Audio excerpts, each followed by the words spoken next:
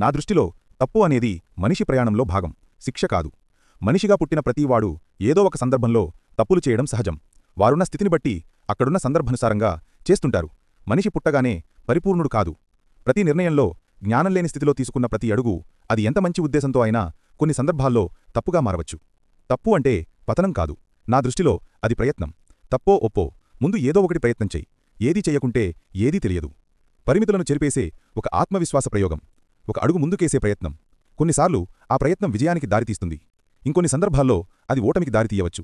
కాని ఆ ఓటమి కూడా మన జ్ఞానానికి, బలానికి మూలమవుతుంది.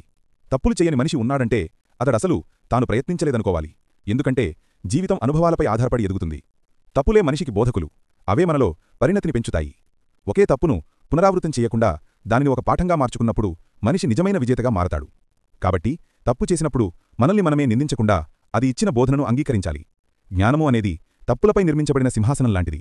దాన్ని అర్థం చేసుకునే వ్యక్తి జీవితంలో పరిపక్వత సాధిస్తాడు. మనిషిగా ఎదగడమంటే తప్పులను, అనుభవాలను, మార్పులను ఒప్పుకునే సాహసం. అదే నిజమైన జీవనయాత్ర.